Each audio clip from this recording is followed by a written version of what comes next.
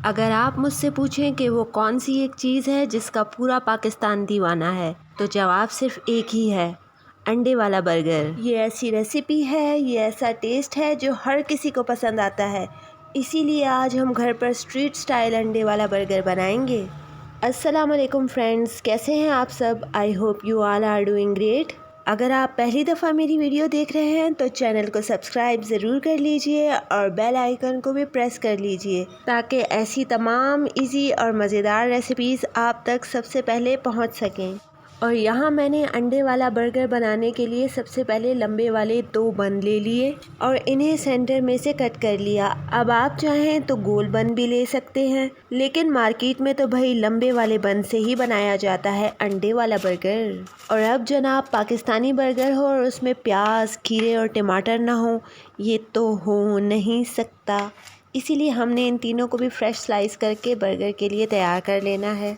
और आपने देखा ना कि पहले हमने खीरे को कैसे डायगोनल कट किया और फिर स्लाइस किया। इस तरह स्लाइस करने से खीरे का साइज़ थोड़ा बड़ा हो जाता है, जिसकी वजह से वो बर्गर के अंदर अच्छी तरह फिट रहता है और खाते वक्त बार बार गिरता भी नहीं है। अब कटिंग कंप्लीट हो चुकी है, तो चलिए स्टोव पर तवा रख देते हैं और फ्लेम को लो टू मीडियम ही रखिएगा। और जैसे ही तवा गर्म हो गया था तो मैंने इस पर थोड़ा सा बटर मेल्ट कर लिया। अब हम इन बन्स को हल्का सा टोस्ट कर लेंगे। अच्छा, कुछ लोग टोस्ट किए बगैर ही बन से बर्गर बना लेते हैं, लेकिन वो सही नहीं है क्योंकि बन्स तो पहले से हल्के से सीले होते हैं, लेकिन जब हम इन्हें बटर के साथ हल्का सा टोस्ट करते हैं तो ये बाहर से परफेक्ट क्रिस्पी और अंदर से फ्लफ़ी और सॉफ्ट हो जाते हैं।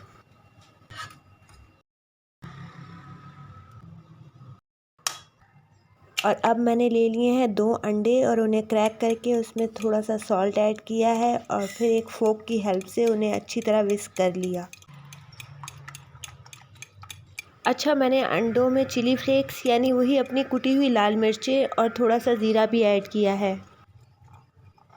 अब हम दोबारा तवा स्टोव पर रखेंगे और उसमें थोड़ा सा ऑयल पोर करेंगे और हीट को हमने लो टू मीडियम ही रखना है।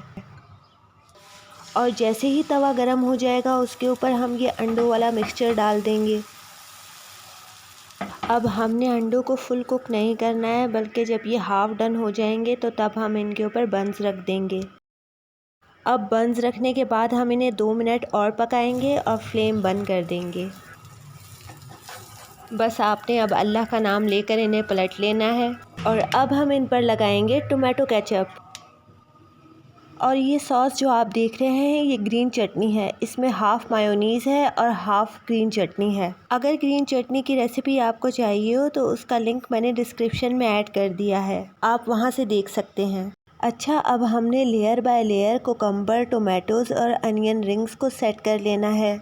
अच्छा, यहाँ मैंने थोड़ी सी कैबेज भी ऐड की है और उसके ऊपर दोबारा से थोड़ा सा टोमेटो केचप पोर करेंगे। टोमेटो केचप तो जितना भी डालें कम ही लगता है, ऐसा मुझे लगता है। अब आप लोग बताएं, क्या आप भी बर्गर में एक्स्ट्रा केचप पसंद करते हैं या फिर लिमिटेड? अपनी पसंद मेरे साथ कमेंट्स में ज़रूर शेयर कीजिएगा। और देखें जनाब, बातों ही बातों में अंडे वाले बर्गर तैयार हो चुके हैं। और देखें माशाल्लाह से कितने खूबसूरत बर्गर बन के तैयार हुए हैं। और यकीन माने, ये देखने में जितने खूबसूरत लग रहे हैं, खाने में उससे भी ज़्यादा टेस्टी हैं। अब आप भी इस रेसिपी को ट्राई करें, ख़ुद भी खाएं और अपने घर वालों को भी खिलाएं और अल्लाह का शुक्र अदा करें।